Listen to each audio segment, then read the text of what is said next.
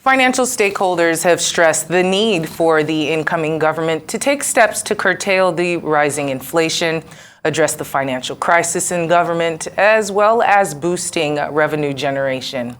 Country Director of Oxfam, Vincent Ahansi, in a report titled Agenda for the Incoming Government, stated that the incoming administration could inherit a public debt of 77 trillion naira, which is the equivalent of $172 billion. According to Oxfam boss, it is imperative for the incoming government, to curtail the rising inflation and financial crisis by reducing the cost of governance at all levels, ensuring the country depends less on imported goods while increasing exports. An economist and financial expert himself, Gbolahan Olojede, he joins us now to discuss what the incoming administration needs to do urgently to address the country's economic situation. Welcome. Thank you for joining us this afternoon. Thanks for having me. Yeah. Well, the numbers look pretty bad. Not being a numbers person myself, having lived in Nigeria and seeing how things go, from what we read in the intro, it also says that our debt servicing is estimated to be 10.43 trillion naira by 2025. There were a list of things in the intro that were somewhat proposed to this new administration, according to this Oxfam research, that the government should be looking to do, the cost of governance being one of them. How likely do you think that would be addressed? Or what other areas, touch points, should the incoming administration be focusing on? Of course, one of the most important areas is how we spend the little money that we have. True. And I'll give you an example. Recently, we purchased some firefighting equipment. Each piece was 1.2 billion. Each piece, like how? Each of those fire trucks. Yeah. The truck, okay. Yes. 1.2 billion naira. Billion. So we must ask ourselves, could we have done with a 600 million fire truck and could have served the same purpose? After all, a number of those crashes don't even happen in the airport, so you probably won't be able to get your fire truck to where they happen anyway. But we must be prepared in case there are fire issues in the airport, no doubt about that. But should they be 1.2 billion per unit, or we can make do with 600 million? Those are some of the decisions around wastage and the cost of governance out there. There are also issues of certain corruption that will embarrass you. Someone said, I'm the accountant general. We still have maybe about 100 billion naira unaccounted for that we're trying to solve for a while. So how we spend the little money that we have will matter a lot. So I believe that is part of what the Oxfam people are talking about. Then there are other issues about cost of governance that we also need to look at. But beyond cost, because there is a limit actually to how much value you can derive from cutting down your cost, there are other issues on the table. It's a cocktail of very tough decisions that the next government will have to deal with, from foreign exchange issues to removal of fuel subsidy to revenue issues. Very major issue. To debt overhang. We were told that 96% of our revenue for 2022 was spent servicing debt. If 96 was spent servicing debt, it meant that even the salaries we paid in 2022 were borrowed.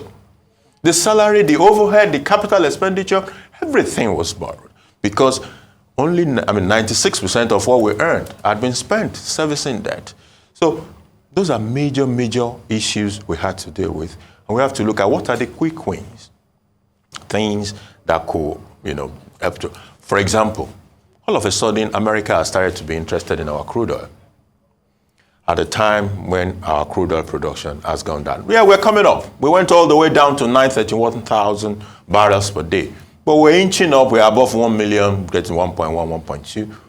Can we sustain that? And can we have a relationship kind of discussion so that what is going on with America right now might just be, because I couldn't get those oil from where I used to get it, there's crisis. Okay, these guys are still there, let me reach out to them. But can we make that a relationship? If a country has been able to do 2.5 million barrels per day before, 2005. Can we continue to rev up these numbers? Because they are low-hanging. The rigs are there. The number of operating rigs are falling all of the time. Why are they falling? There is issue of refineries, for example. How strategic could that be to our foreign exchange problem? We have awarded all the contracts for the refurbishment of the public refineries. The second phase of the Port Harcourt refinery is meant to be concluded this month, April. So can we begin to find out, okay, when exactly are we going to be able to get fuel into the market? What about the Dangote refineries, which is no longer 100% private? There's a public sector investment in that as well. Nigeria is a co-owner of that refineries. When will we start to produce? You know what that would do for us? A lot of the foreign exchange that we don't even have, a chunk of it is being spent importing refined petroleum products into this country. If we're able to refine here, number one, we will save that chunk that we're spending. Beyond that, we're able to now produce more than what we consume. Then we can export and earn foreign exchange. So all the complaint about foreign exchange, we start to deal with those matters gradually. Then the team. Who are the people that we will work with, that the incoming government will work with? One of the problems we had in 2015 was the president waited for 6 months. There was nobody in the cabinet to support actions, to make decisions, to grant policy direction, nothing. Though I know that the law doesn't allow that any longer. The part of the constitutional amendment that was signed recently had limited how many months you can wait before you have a cabinet in place. But beyond that, my expectation is that you're not even looking at that 60 days in the amendment constitution. You're saying for critical roles, within 1 week of my assumption of duty, I am going to announce certain critical roles that will start sailing immediately. Then those teams themselves would have started to work as we speak. Not that you resume on May 29, and it is then that the team are trying to understand, oh, how do we deal with this fuel subsidy thing? No, it will be more or less a rollout, a plan.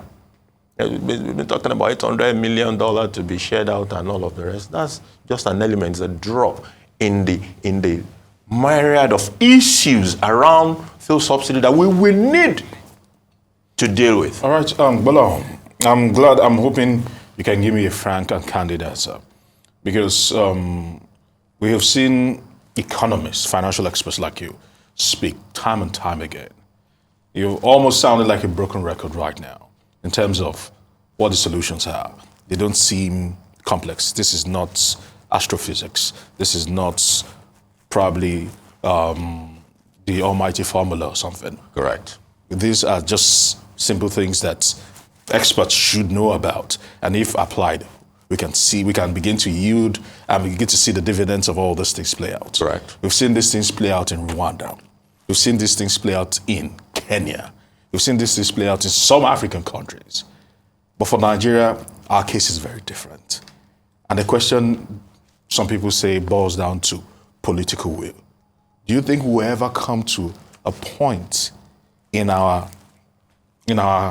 recent history whereby the government and the people, because the people are ready, whereby the government and the people will have a consensus under them and say that it is time we'll put all hands on deck to ensure that what needs to be done to fix this nation will be done. Because we can keep brandishing numbers, we can keep talking about solutions, but we keep saying these things over and over again. Correct. It was PDP, now it's the APC. It was Buhari, now it will be Tinubu. And it might still, the common denominator will still be there. Talk to us about it. Where do we get to that we decide to actually stamp it and put a political will into some of these things and get ourselves to where we should be? You know, sometimes it's the situation that will force the necessary action. We're getting to that point. You can imagine how we have built up our debt profile to an extent where 96% of the revenue is being used to service debt. We have, you know, I still remember, was that 2012 when we were talking about fuel subsidy? And the then central bank governor was saying, look, the amount we're paying on subsidy today will continue to grow. It has become over 6 trillion naira. So we are being pushed to that point where we must find that political will to deal with the critical matters of state that are on the table. Otherwise, we might as well raise up our hand and declare that there's nothing we can do, we're helpless. But we are at that junction where something must give. Are we? Because the point We is, are. Because are we? Some are saying that until we get close to Pakistan or probably to Venezuela before we know that we are at that junction. Well, we sincerely hope not. No, we will. I hope we don't. We don't get to that position. But you see, the issue of political will is a very strong factor. And I can use the fuel subsidy matter as an example. In the book by NOI, which is titled "Fighting Corruption is Dangerous," Ngozi Okonjo-Iweala. Okay. He had spoken about fuel subsidy. So it was part of what he spoke about. People who were beneficiaries of this subsidy regime were willing to kidnap our mother. They were ready to kidnap our mother. We are talking of billions that are on the table. The people that are involved are mighty, they are powerful, they have the means. And it is part of the problem that will still be on the table again as we proceed to remove subsidy. These people will fight tooth and nail. They will sponsor anything they can sponsor to ensure that it will not happen. So are we going to have that political will to say that this time around we will go through with it? That is where we are. And I believe that political will be on the table this time around. Otherwise, we're done for. It reminds me of when they talk about individuals who have substance abuse issues. Like the only way that you can convince someone who has been purposely killing their body to stop killing their body is when they hit rock bottom.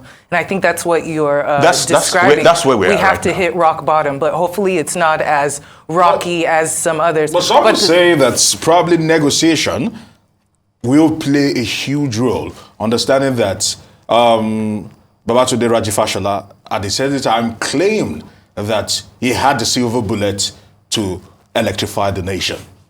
And when he went there, like you said, this powers that be truncated and frustrated all the efforts, and everything came to naught.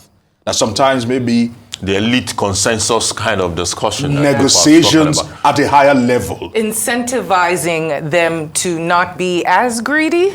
As they have been. As they have been, seeing as how there could be benefits for everybody. If you could get them to also understand. get hurt if we go belly up.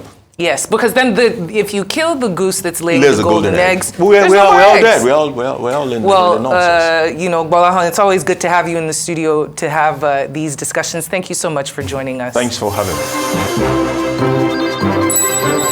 me.